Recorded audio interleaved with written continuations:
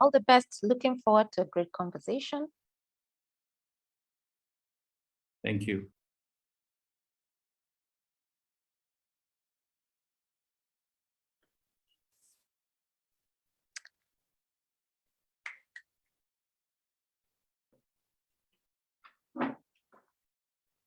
Mm.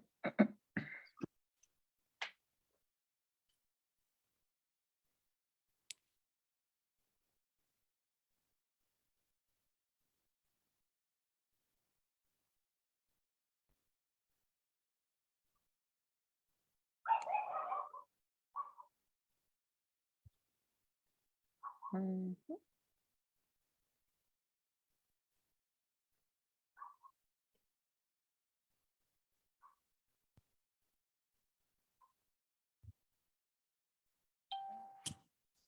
All the best. Looking forward to a great conversation. All right. Welcome to Sober Sunday. Thank you for being here. Please tag your friends. And looking forward to a great conversation on parenting. And the topic for our conversation today is parenting is not for the faint-hearted. And wherever you are, feel free to repeat that after me. That parenting is not for the faint-hearted. You have to have a lot of heart for it and a lot of faith. And then you hit the repeat button, after all of that. So happy to have my friends here, my very good friends, Dr. Carol. She's not new on Sober Sunday. She's been here severally. She's an associate and a friend of Transform Nations. Very good to have you, Dr. Carol. And for those of us who may be new to Sober Sunday, have not been here before, I'll have her introduce you. And then we have my friend all the way from Kigali. Kigali is a city of? Rwanda. I'm wondering if that is a trick question. It's not a trick. I was just wondering whether it is a city of I think Kampala is a city of 1,000 hills. Yes. Really? Yes. Sorry. Yes, it city is. of 1,000 You are right. hills. Yeah. So Pastor Hassan, he will also introduce himself to us. And today, my name is Sophia. I know that you're usually used to seeing my fairer half on this this page. Today he is unavailable to be with us. He's attending to very serious daddy duties. And so I get to stand in for him and I look forward to the conversation. So I'll ask Dr. Carol, please introduce yourself. Tell us what you do. Tell us what is your interest in matters parenting. And then we'll have the gentleman go last. Ladies first. Yes, ladies first.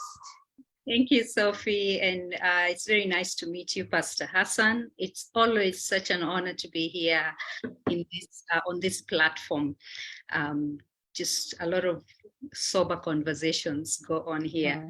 So my name is Dr. Carol. I am a mom to a 13-year-old. He's somewhere in his room right now. He's 13 already. 13 already. Oh, wow. When we were doing mothers, when I was doing mothers with sons, it was like he was He so was little. 6, I think 6 or 4. It was 5. I think it was 5. Okay. Yes. Yes. So and now he's 13, 8 years down the line. Still using those lessons deeply.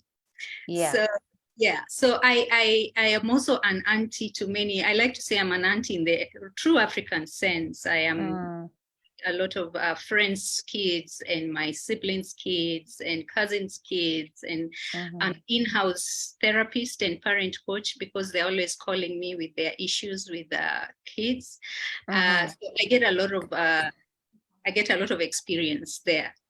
But professionally, I am a therapist. I have been working with families for 15 years, more than 15 Oh, wow. Yes. Mm-hmm. But and initially, again, started working with children more, but then transitioned. The last 5 years, I've been actively working with parents. In fact, I stopped working with children because there are many people working with children, and I felt really the parents needed that. What I do is really build the resilience of the parent to parent, to thrive through the different seasons, because parenting also has very different seasons. And when I've helped a parent, I have helped 3 children, and a lot of the children that were used to be brought to therapy, for me, I felt they didn't need to be there. So when I helped a parent, I have helped those 3 children and the community. But then this year, I started again feeling the need to work with children.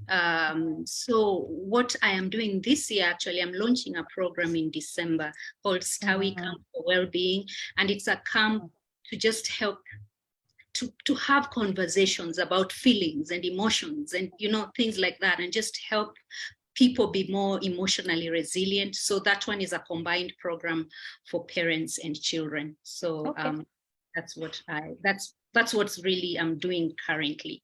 Watching it, yes. Oh wow, that's amazing. You make sure to tag me on that one. Yeah. All right, Mr. Hassan, please introduce yourself to the viewers. Sure. Thank you so much for having me, Sophia. And it's really nice to meet you, Dr. Caro, as well. I'm a highly relational person, so every time I'm introduced to someone new, I'm like, I need to get to know them a little bit more. So I'm so honored to be on Sober Sunday. I've been here before. And thank you so much for having me again. Yeah, my name is Hassan Kibirango, and I serve as the men's pastor at our local congregation. Pastor Sophie and Simon have been to our church many, many times. And so I serve there. But I'm also a parent. I'm a father of 4. We have a almost 13-year-old. She's in her late 12-year-old months. We have a 10-year-old, and then we have 8-year-old twins. So it's a full house. Yeah, I'm also married to Joanne, my university sweetheart. We've been at this for 14 years. Yeah, we've been parenting for almost 13 and been married for 14. And I'm just excited. The other thing that I do is I'm involved in a program with the John Maxwell Leadership Foundation. John Maxwell is a popular leadership guru. So he has a program of it's a values-based curriculum that we've started here in Rwanda with the youth. So we take this values-based curriculum just to instill values that really help to create a wholesome young person. I think it is Theodore Roosevelt who said that if you train the mind and not the morals, you train a menace to society. And we all know that schools have become institutions that largely do academics, and they are really trying on the inner side, the soft skilling, but it's not being done as much. So we've gotten this privilege of introducing this program. We are partnering with the government, and we've only been at it for 10 months, but we are in 50 schools in Rwanda, and we've enrolled around 15,000 students. Oh, wow. And the goal, the goal is to go into all the schools in Rwanda eventually. And when you look at the way this curriculum has been structured, it's really dealing with values, the things that are helping young people have a sense of stamina and resilience to be able to deal with the issues that young people struggle with.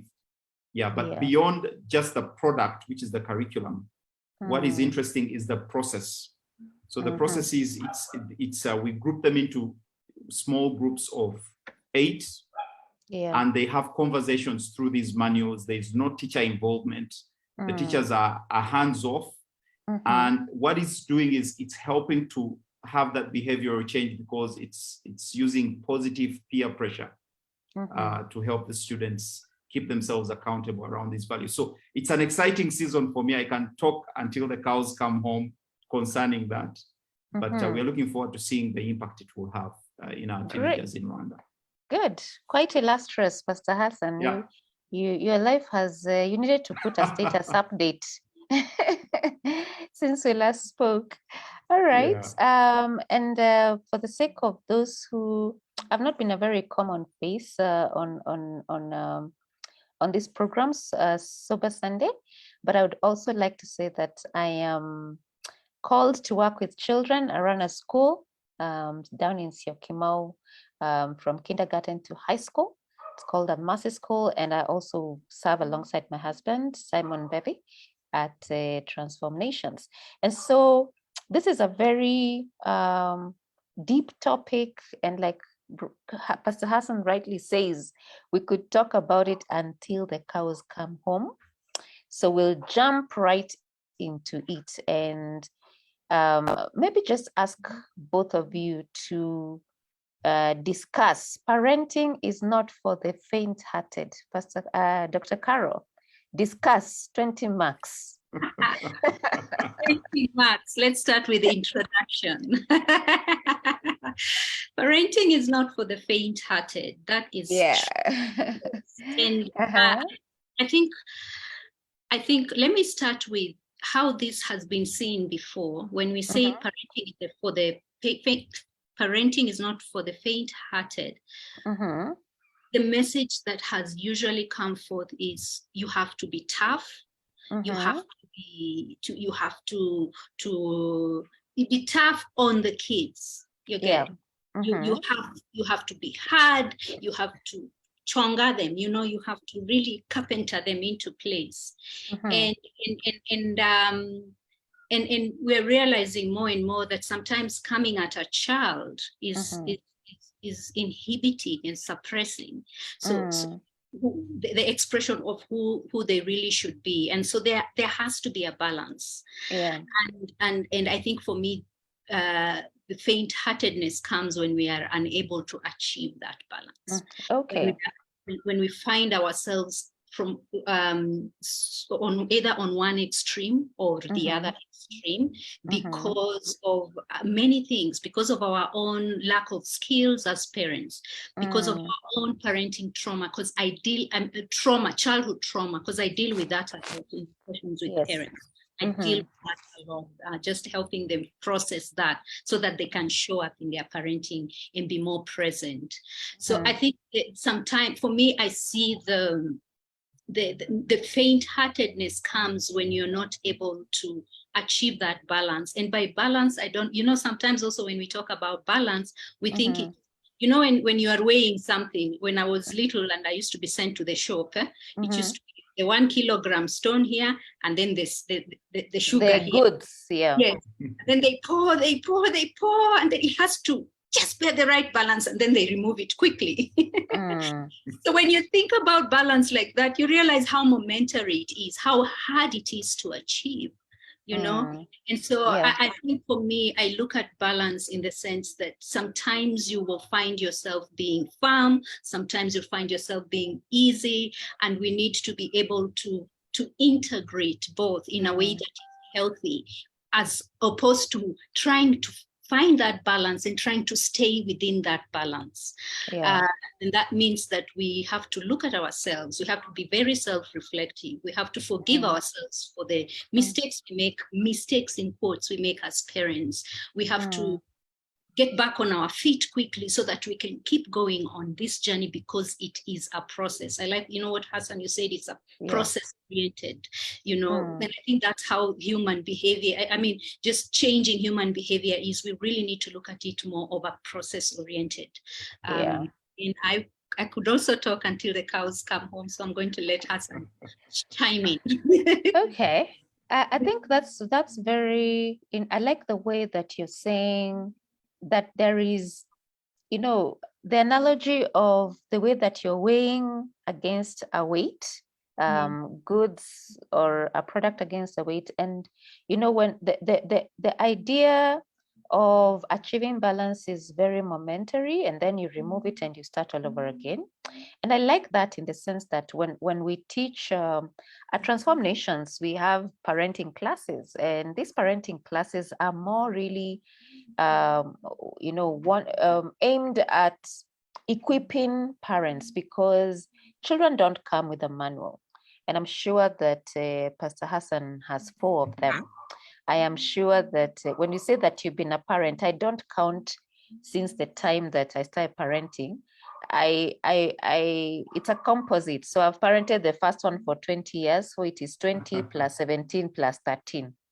Because, yes, because, parenting each of those children is, there is no opportunity to combine. You are actually parenting each child individually, and some things that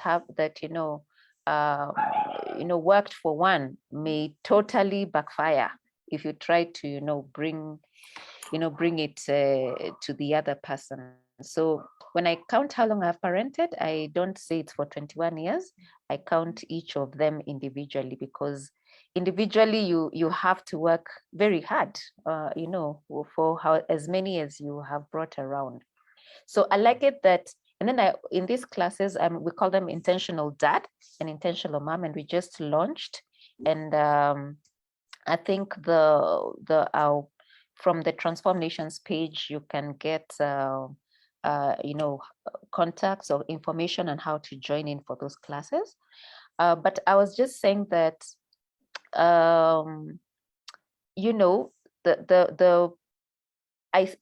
we say in these classes, when I facilitate some of the sessions, I tell parents that I consider myself a new parent every year, because there are developmental things that are happening. Last year I was parenting a twin, 12. This year I'm parenting a teenager, and there's a whole difference. Something has happened in that year. The child has grown in certain ways. They have encountered certain experiences that require my parental input, that I did not have to in the previous year. So it's really a journey.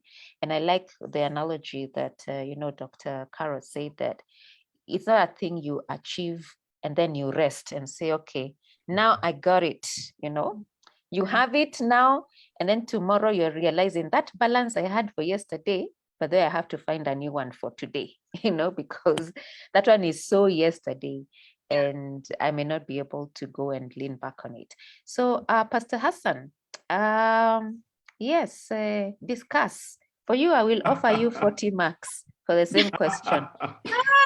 Yeah. I think because I'm less qualified, I'm not a therapist, but I am an experienced parent. So yes, because I'm the teacher, so I decide the marking. So you assign the marks.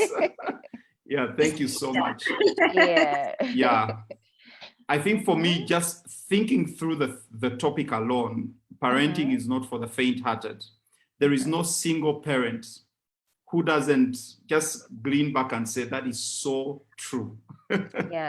Yeah. And for me, it goes as far back as before I became a parent. I remember when Joan and I got married, my greatest fear was to bring a child into this world. And I told Joanne, I said, I'm not ready to be a dad. Why? Because of childhood trauma that Dr. Carol talked about. I lost my parents when I was young. And at around 11 is when I lost my dad, and he was really my world. He was my hero. And then there's a guardian who took over responsibility over my life. And from 11 all through to 19 years old, when I ran away from home, literally, this man abused me, physically attempted to kill me. He was a broken man. I now realize in hindsight.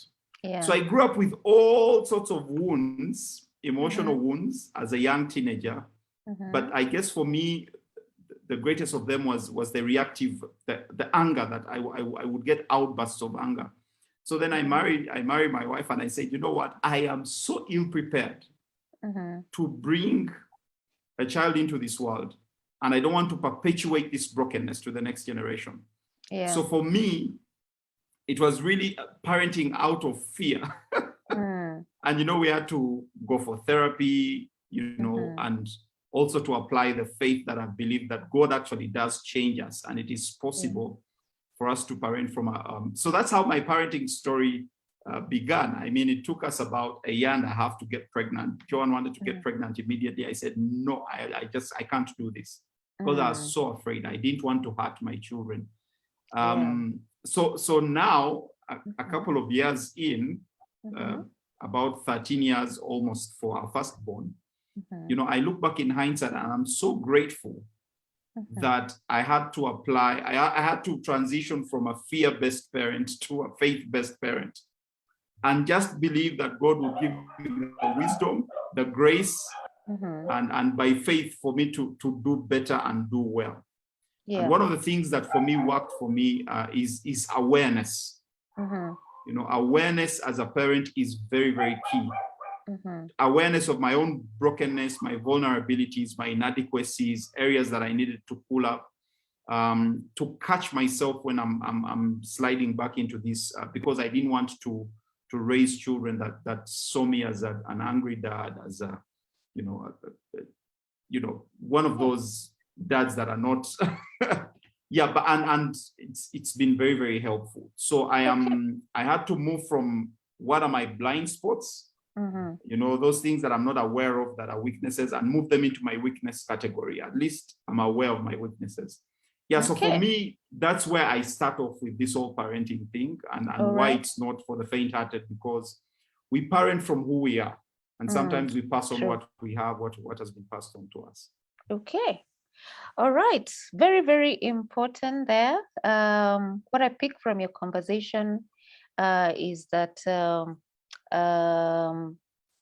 you know, you parent out of who you are. And if I was to discuss that topic, that parenting is not for the faint-hearted, I would say that you're saying that it takes courage to face our past as parents. It takes courage for us to acknowledge that part of what we are bringing to the parenting table is actually brokenness, because we are broken ourselves.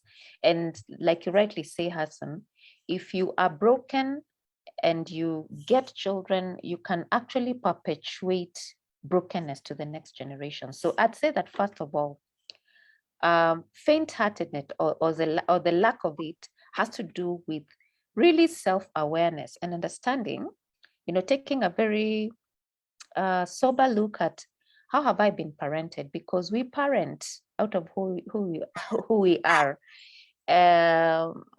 You know, the role modeling that you received as a parent, the good or the bad, you tend to bring to the table. And I think I have had that from so many parents.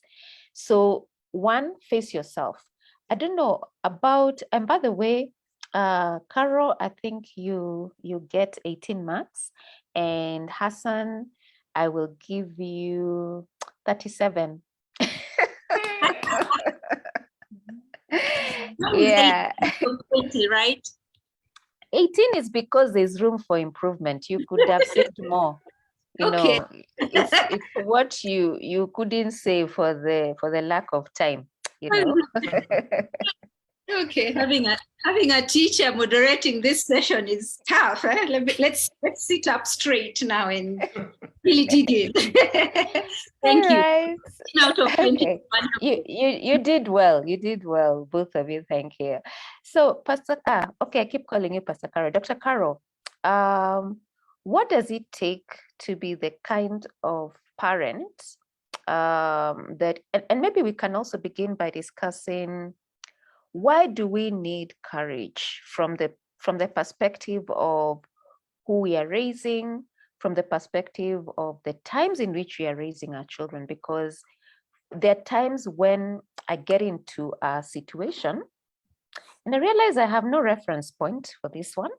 As much as I'm saying that we parent out of who we are, we also parent out of who we are not. You know, there are times when, because there's sometimes you don't have a reference point. You can't think, oh, when I did this, my mother did this, or my parent did this.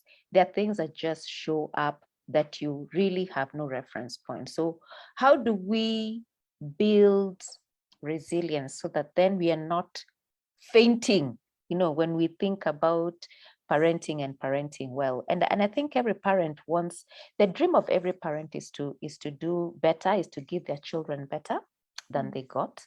So what can we do? What are some of the pointers from your perspective that can help us build this courage or strength, you know, to parent well? I think one of it, and Pastor Hassan put it very well. Yeah. self-awareness, Mm-hmm. the courage to go for therapy. And I'm not saying all parents going to therapy, I'm giving that example, the courage to go for therapy because you are aware that there are issues that you need to work on. Just that identification and acknowledgement that you are not okay, all right, and just knowing that if I don't do something about it. So for me, it's that courage, the courage to acknowledge the gaps that we have, and the gaps are many. The courage to be okay to change your mind, change your mind and say, I thought this was the way things need to be done, but hey, I'm getting new information. This is interesting. The courage to be curious about new ways of parenting. The courage, and I think this one is difficult ones, is the courage to trust God in the process. Because we get so our children are an extension. We use our children as an extension of our ego. They are a reflection of whatever their behavior out there, and so we run in to try and fix, quickly, because we want to protect our ego, we want to protect our reputation, in that the courage to just let go, to let go and allow the wisdom of God in that process. For example, if I'm having a power struggle with my son and he's telling me that I read it on Google, and Google says this and that, mommy. And for me, I'm not as articulate as Google. Probably all I'll say is no, but you know what? I've lived longer than you, so actually this to me makes sense. So the courage to be able to stand firm in a power struggle moment and say, in this moment, what do I do? Just being able to draw from God in the moment. Say, God, what do I do in this moment? I want to draw courage I want to draw wisdom from you. And sometimes as you're listening to God, if I'm really opening myself to that space, probably God will tell me, don't do nothing about it right now. And all I want is to raise my voice and say, this is the end, this, it's my way or the highway. And maybe that time is to just draw and say, you know what, and at this point, this argument is not getting anywhere right now. So I am putting a stop to it, and we will talk about it later. The courage to walk away from a power struggle. So there are so many different things to decide. I'm not getting, and especially preteens going onwards, okay? Even the little ones can really get you right into a power struggle. But just that courage to pause, to reflect, to be self-reflective, to ask what's going on with me in this moment? What do I need to do? And sometimes I don't need to do anything in that moment. We get so caught up in trying to fix everything immediately. Okay, and sometimes we lose out. It also gets in the way of the relationship when we try to do that.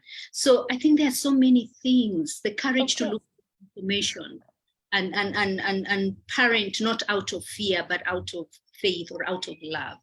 Okay. And I'd also say maybe also the courage to allow our children to fail. Because and I know it's very scary, but really you're raising children so that they can become adults. And when we run our classes, I ask parents, what are your parenting goals? And it's very interesting that some of them, there will be a few that will say, these are my goals, this is what I hope for my children. And it's very few who ever say that that they're raising their children to leave them. And if you think about it, that's the goal. Because I don't want to be living with my 40-year-old son or daughter. I'm raising them to go be independent. And I think, and maybe this is something that we need to go into, Pastor Hassan. Are we raising children that are too fragile? Because in our little conversation before this program began, we began to say how over and over it looks like we are raising a generation of very extremely fragile children, very low threshold for stress and for pain and for disappointment, very, very little. And they can't take betrayal. They, small things they give up too easily. So I'm wondering, could it be that in our fear of failing as parents and not looking like we have our act together? Because honestly, you think about it, Dr. Karen, Pastor Hassan, when you go to the supermarket and maybe you see a child throwing a tantrum, there are some thoughts, maybe they will translate to words. You're thinking, whose child are you? You're wondering, didn't your parents, teach you something? So like you say, how our children turn out is a direct reflection on our competency. There is that pressure, there is that awareness that if a child does well, then you're like, yes, the parents did a good job. So there's also labeling, there is sorting, good parents, bad parents, all of those things. And it really, it has to do with how the subject of that conversation is our children and how we are raising or not raising them, ways in which you're raising or not raising them. So I'm just wondering, with the statistics saying that we are experiencing higher and higher, cases of suicide amongst the youth, of course, like I say, when you touch a child is that kind of person that when you touch them, then you touch so many other things around them. You touch their parents, you touch the environment in which they are growing up, you touch the resources they have access to or don't have access to. But because today we are talking about parenthood, why is it, what do you think is the reason why we seem to be raising a very fragile generation? What would you say? Oh, wow. This is one where I would have wanted Dr. Carol to go first. But anyway, let me just take a shot at it. To be honest with you, Sophie, we are living in a generation of, number one, fearful, confused parents. And by the way, what is happening with our young people, especially the teenagers, is I realize it's not all demographics of teenagers. It's just the urban elite 1% that have had access to a wider community than just their parents or within their, the confines of parents and school. And they have access to a virtual community, which is global, really. And right now, I don't know about Nairobi, but in Rwanda, almost every home in Kigali right now is hooked onto fiber. Fiber is it's unlimited high-speed internet that has become a utility. You pay for your electricity and water, and you pay for fiber. It's almost a human right right now. And what that is doing is that it has invited all sorts of strangers into our home via social media and all these platforms that our kids are hooked onto these things that feed their souls and minds, and the rate at which they move from one piece of information to another is so rapid and so fast that their ability to, first of all, their concentration span has shrunk. Very, very many people are now speaking authoritatively into their lives. So they have a lot of competing interests for their attention that they don't know what to do. Recently, my 12-year-old was watching this series they watch on their kids' channel of Netflix. And then, so once she uses her mom's phone to text her friend. She has a friend who has a phone. Her daughter doesn't have a phone yet. So she watched one episode of this thing, and I think one of the characters in the video or movie or series, whatever, had a problem, a challenge. And then my daughter told her friend how depressed she had become. She's like, I am so depressed. Oh, my goodness.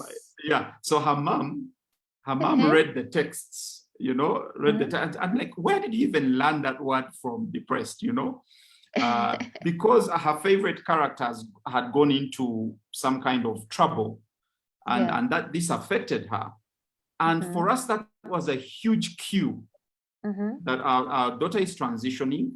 And these things, because they get so connected to all these characters, all these movie stars and stuff, and that now when people put off a sense of depression, they catch it. It's just, we are just learning. And I know I'm preaching to the choir here as seasoned parents yourselves. So I guess for me, one of the areas of this major fragility and a low tolerance to pressure, to rebuke and cancel, all these things is really because of a lot that is bombarding them, and they just don't know what to do.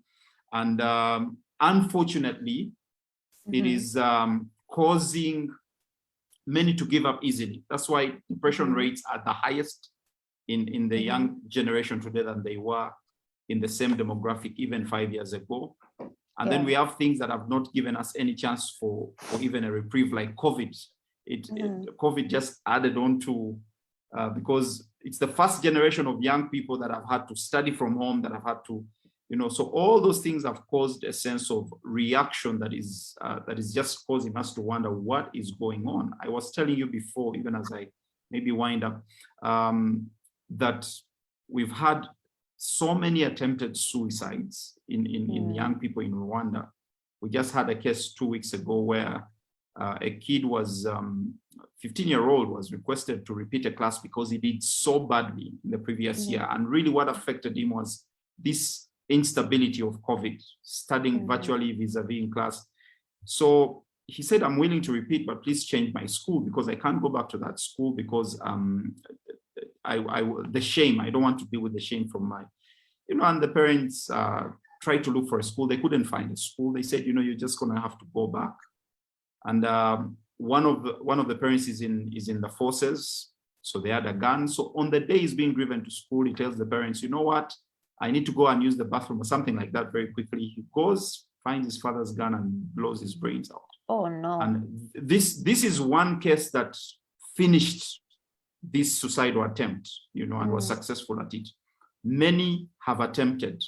So we're dealing with all these cases. It's causing more fear in parents, but it is something that we have to have conversations about and maybe seek counsel from therapists like Dr. Kara and yourself, Sophie and Simon, as you deal with this. But it's just causing so much fear in the generation of parents that I talk to.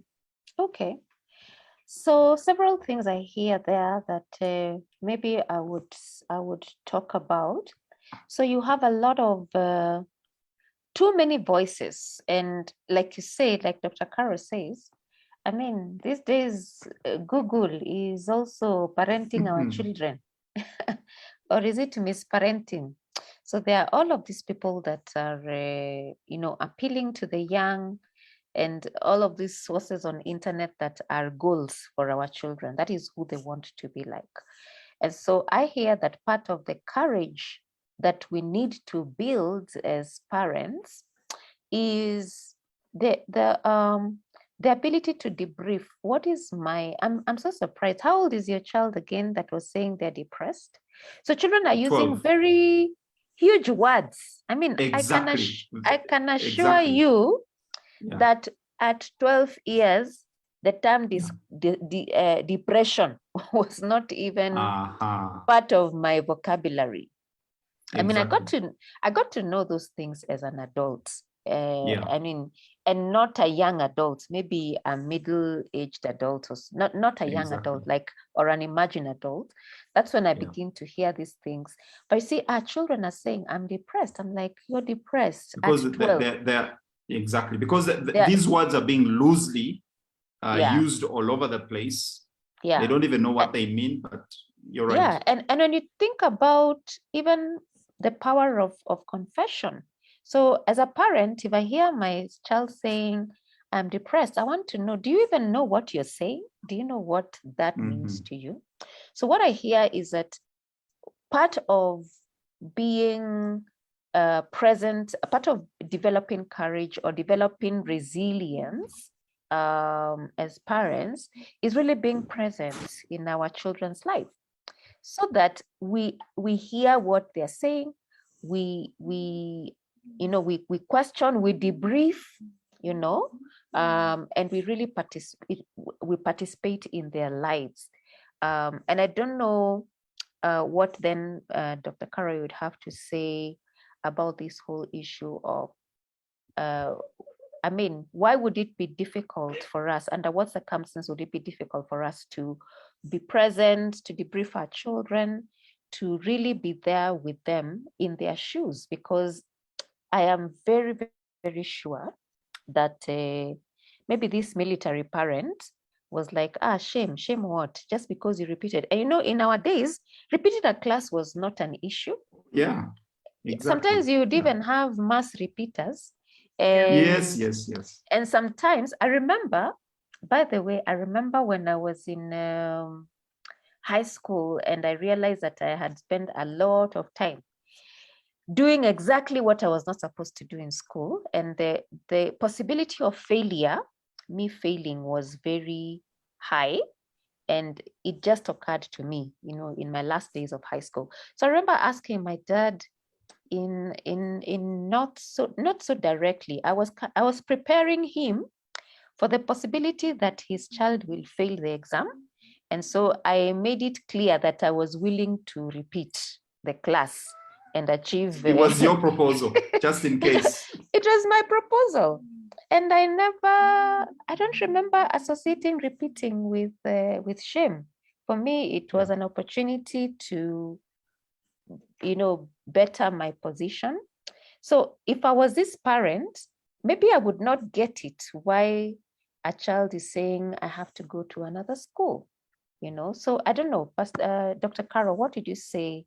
What are the issues you hear there, and what would you speak to them as a professional? Just picking up again from what both of you are talking about,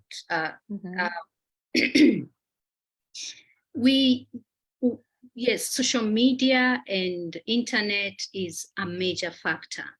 And I think, just going back a little bit, we are not as communal as our parents or our parents' parents, especially our parents' parents. There was a community that they raised our parents in. Okay. And then for the most part, for us also, we were kind of raised in a semi-communal, depending whether you are in rural or urban. And community is such a source of mental wellness. It's we are wired to thrive in community. And when that is broken, then there's a gap. Now, what has filled that gap now, at least for us, I think what filled the gap, it might not have been the village, but at least the teachers, the coaches, and people like that. What has filled that gap so beautifully is the global village right now. And that's where 100 million teachers at the click of a button, all of them baying for their voice, for fighting with our voice. And like I said, I'm articulate as Google, Then what are they finding there? They're finding a lot of negative news. This is the first generation to consume negative news and disasters live. We didn't have that.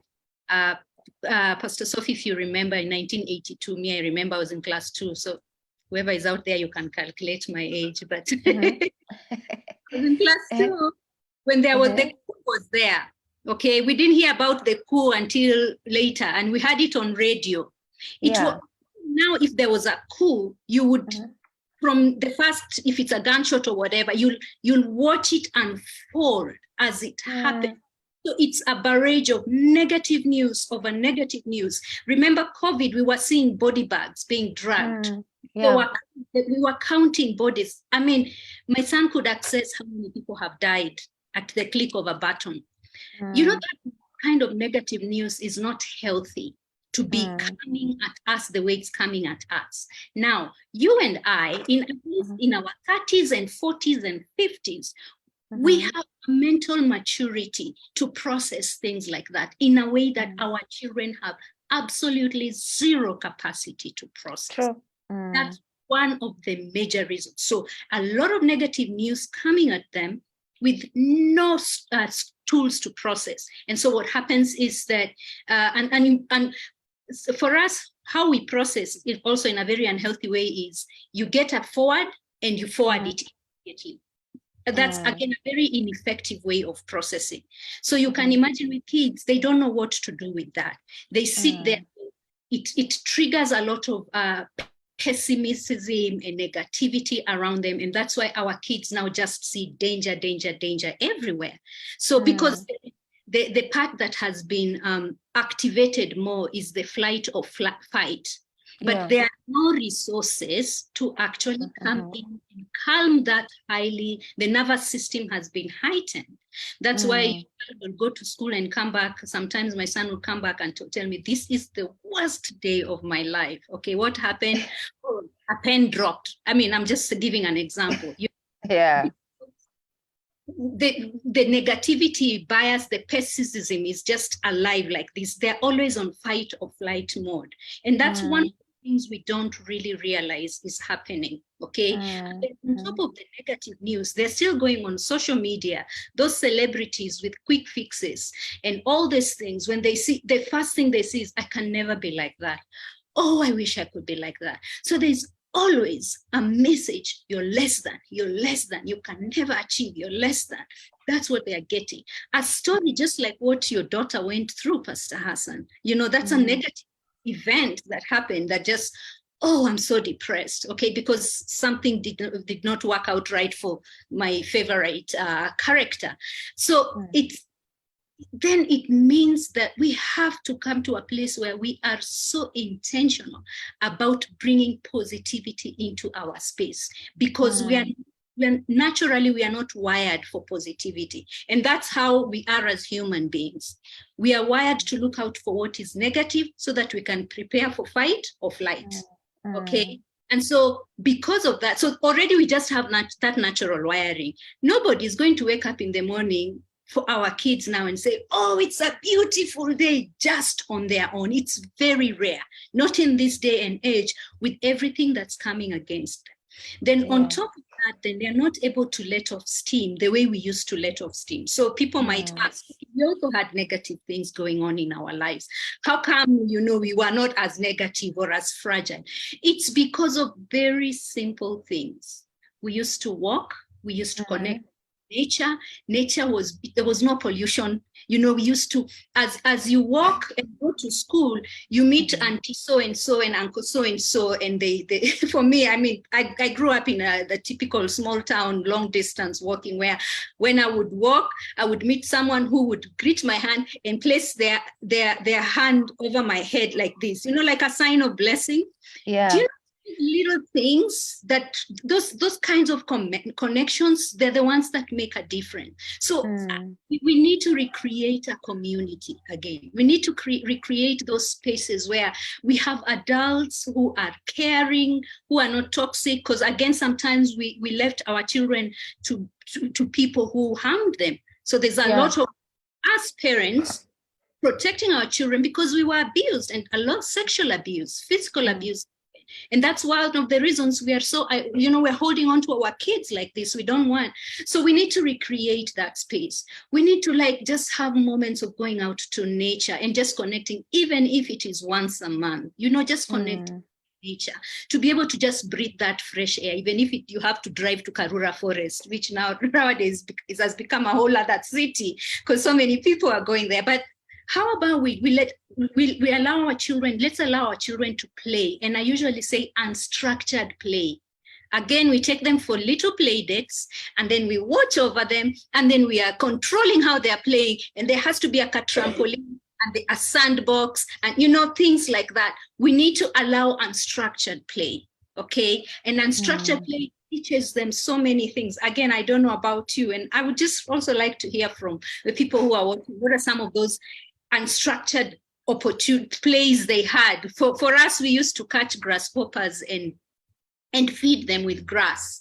They used to be our babies, you know, and it would be very nice to just put a blade of grass into a otters mouth and see it chew. You know, things like that. It caused us to be creative.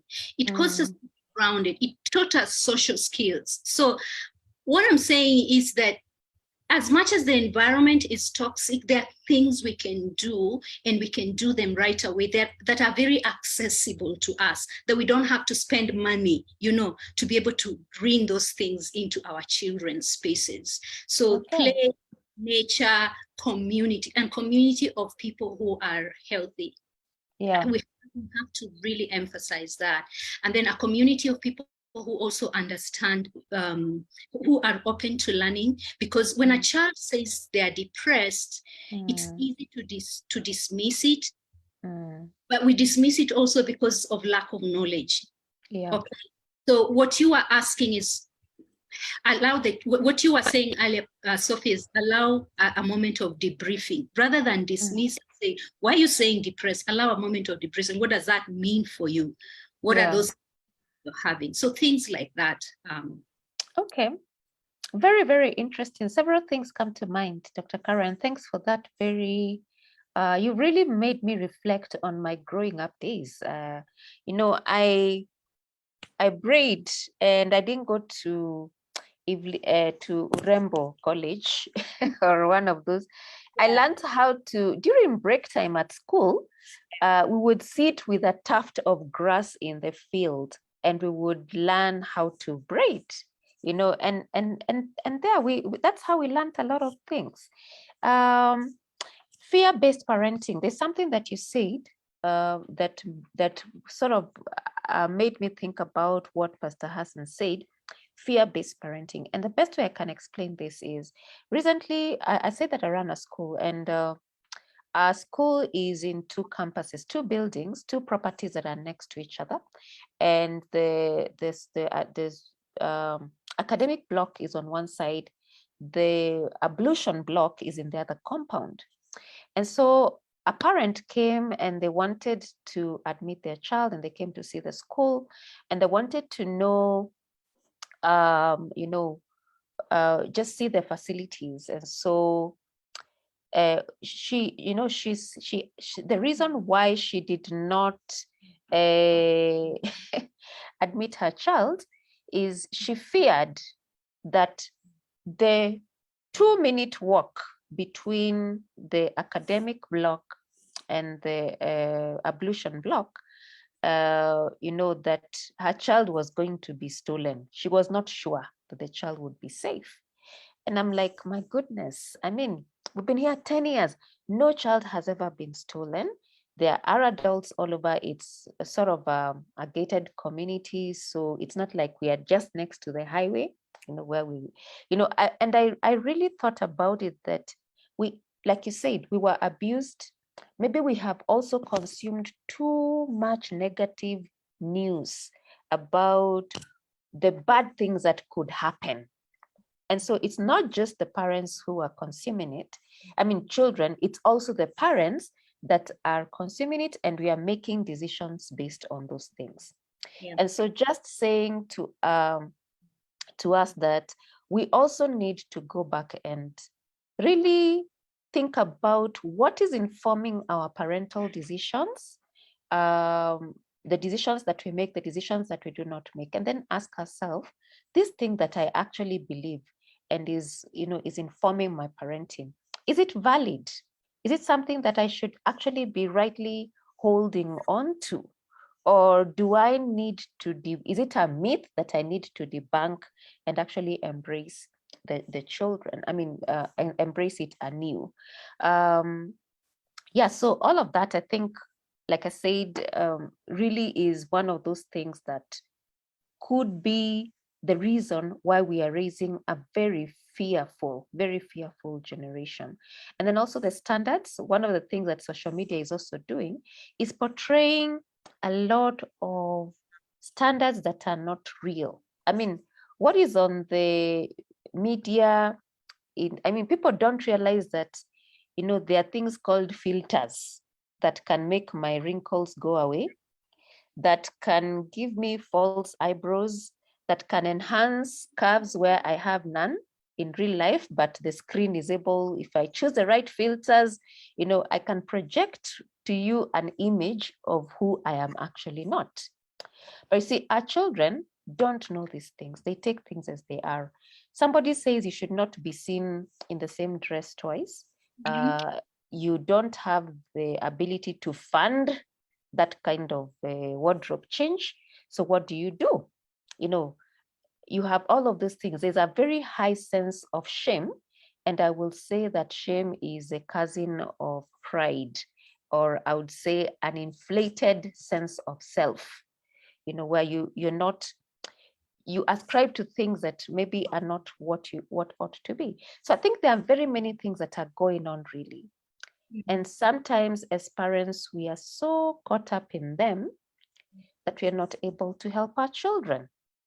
And it also makes me think about some of the flight instructions we receive that, you know, before you try to help somebody else, if you're a parent to the child, emergency on the airplane, help yourself first so that you can be stable enough to help your child. So I think part of, you know, growing resilience as parents is also really being present and understanding what it is that we are seeing, we are getting in, and how it's affecting the decisions that you know, we have to, I mean, the parenting decisions that we are getting into. So very many things. Isabella is saying, such beautiful days, says Dr. Carol amenipeleka mbali. Such beautiful days. We used to climb mapera, maembe, and paramapande. Jamna trees. Parapande. Okay, that one I didn't know. Did it grow where I was? I'm not sure. Loquats. Oh, loquats. Okay, yes. Jamna. What is Jamna? Anyway, I don't know. I don't know their other names. Oh, Zabarau. Okay, we used to make mud dolls. Anne Kalua is saying, I love unstructured play. Chasing ladybirds and grasshoppers was magical. But I must also say, not to trivialize the fear of parents, really. I mean, we live in a world where evil seems to have become bolder than it was, and the motives for evil are many. And like I say, they have to do with the you know, the super culture that we are living in. You know, we have you know, music productions that glamorize child abduction, child abuse, you know, all of those things. And child abuse, I think it's both the boys and girls. So I think we are also a stressed out generation. We have to be more cautious. Like, I cannot imagine allowing my child in this day and age to walk as far as I did when I went to school. I will give them a phone. I'll be checking after every 15 minutes whether they're still on the road, whether they arrived. You know, it's a lot of stress really to let our children go and become independent. So I guess we need to really trust God for our children, first of all, and realize that it doesn't depend on us completely, that there's a portion that God has to take, you know, that we cannot be there for our children as we need to, not an excuse for us not to be. But even after you've done your best, there is a place where you actually release your children to God and trust that they will be okay in his hands. We are sort of coming to the end of our time. It's only 2 minutes to go. So, and there is so much for us to say. We have hardly scratched the surface. So, Pastor Hassan, maybe just recap, reflect on what is your takeout from this discussion. Yeah, what do you have to say? Thank you, Sophie. First of all, it looks like we're in the same boat here as parents. Yeah. And all these forces that are coming against our children are really, we need to be cognizant. We need to learn to distill as parents. And what I heard you say that is very, very important is a sense of heightened presence. Yeah. And presence is not just you being there, but it's you listening being able to catch a word and say, I need to destroy this word before this word destroys my child. You know, I need to debrief, you know, all those things. One of the things that have been a blessing to Joan and I is that we have a parenting community where we have those that are raising older teenagers mentor us. They're like mentor parents, right?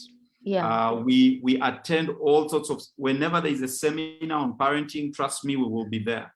Just spaces to help us, again, also understand what we are doing.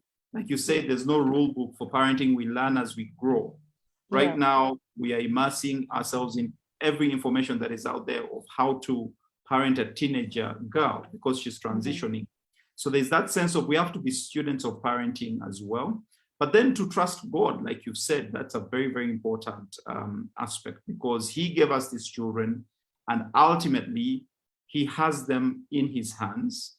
But again, that doesn't mean we abdicate our responsibility. We have to be more present so that we can do a good job, even as all these other, the community does its job as well, just like Carol said. Okay. Dr. Carol, your last words for today. I think, and you can also, Dr. Carol, you can also tell us what opportunities you have for parents to plug in, you know, to just grow their skill, because part of growing courage and growing the skills for parenting has to do with knowledge. And like the good book says very well, that my people perish for lack of knowledge. You know, if you don't know, then you are powerless, you are fearful. So what opportunities do you have for parents to plug into? Okay, so I think just first of all, just a word of encouragement, you know, from what Pastor Hassan said, is that we are all in the same boat, and not in a self-pity, not in a pity party kind of way, but let's analyze what it is we are going through, because when we do that, then we are becoming more open to seeking help from other people who have gone before us, and also people who are and have knowledge in that.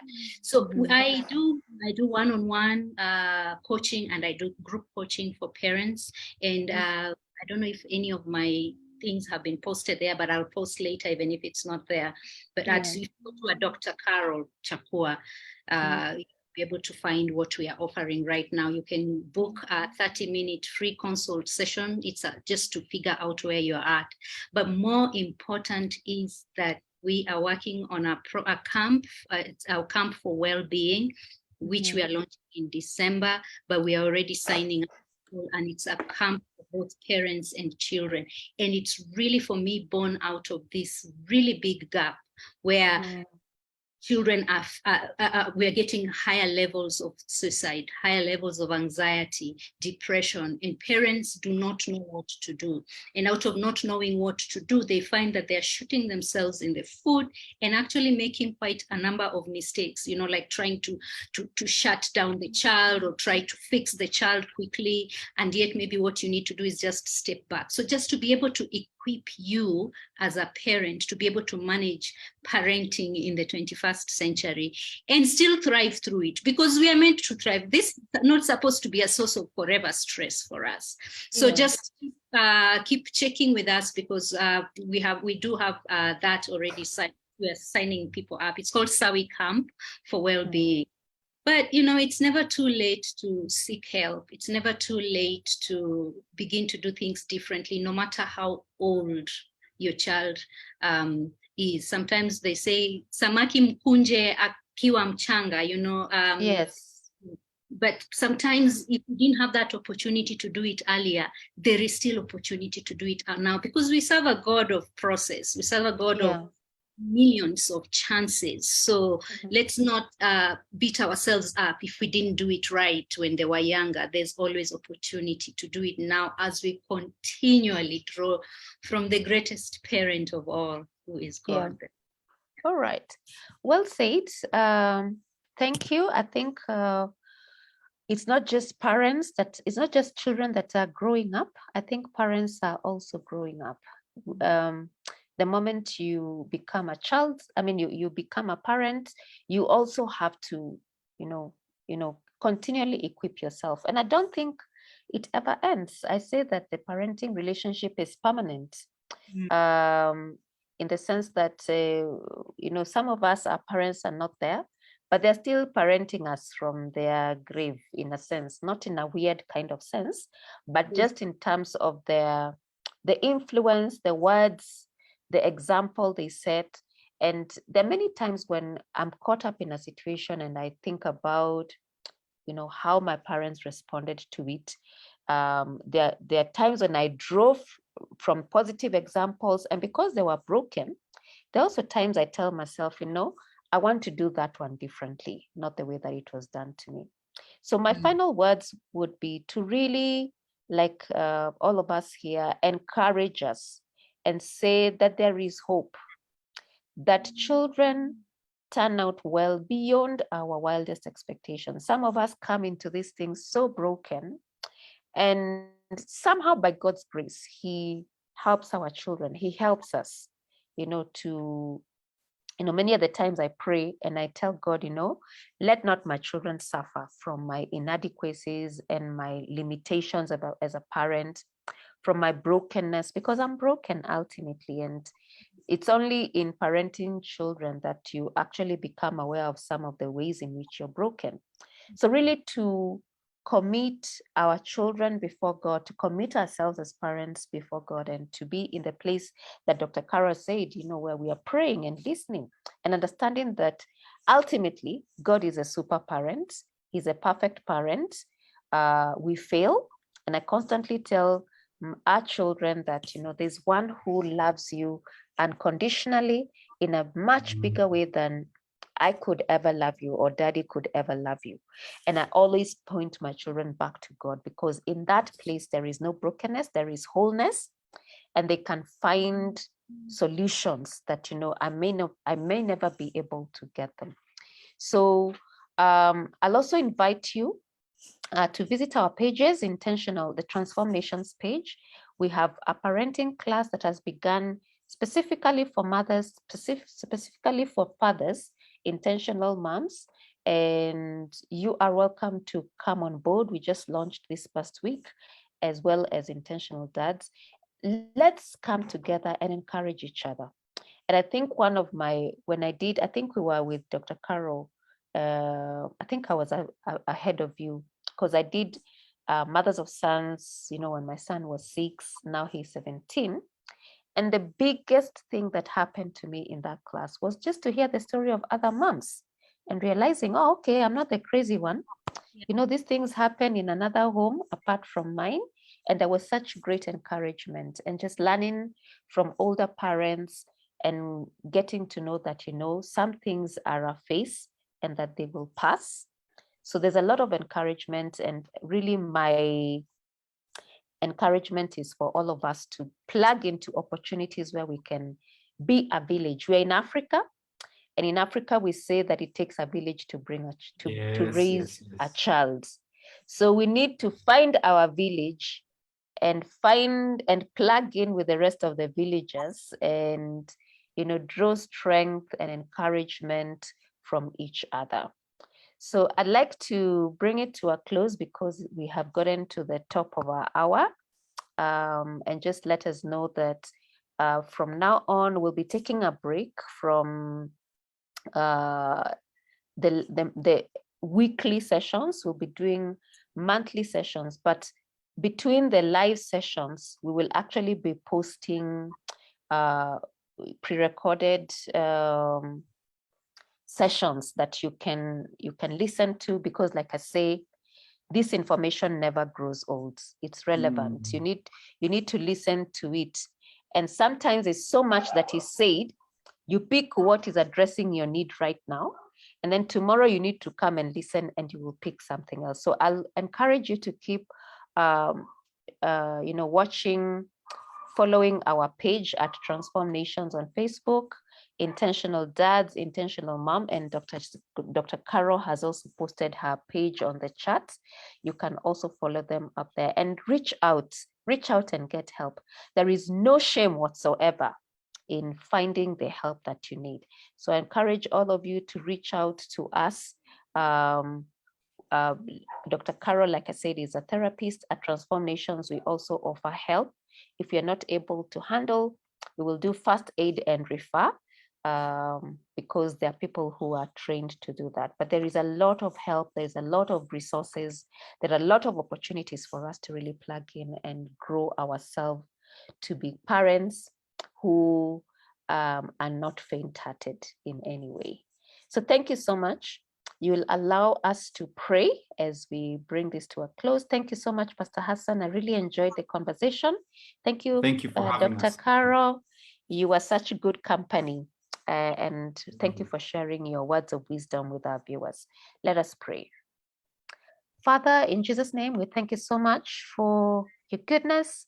Thank you because you are the super parent, because you make up for us in the places that we are weak. We thank you because of the children that are represented on this call, that are being parented by viewers. We speak a blessing over every child, and we ask that you will place your mark over every child, that they will grow up and identify themselves with you. I pray for places where there is brokenness, that you may bring healing. For where there is confusion, that you may bring clarity. Where there is despair and pain, I pray that you may bring healing and hope. And in every way, we ask that our children will be protected by you. They'll be raised by you. They'll be watched over by you, and that they will grow up to be mighty men and women in the land. People that are grounded in the word and in character, people that stand out to be leaders amongst their peers. We pray that this would be the portion of our children. And as for us, we pray that you will cause us to come to you with humility, to listen to you, to surrender our children to you, knowing that only through you can we accomplish the task and the calling for us to parent. And so we thank you, we bless you. In the name of the Father, the Son, and the Holy Spirit, we pray. Amen. Amen. Amen. Thank you so much. Thank you. It was great to have you all, and we thank God for you all. Have a good night.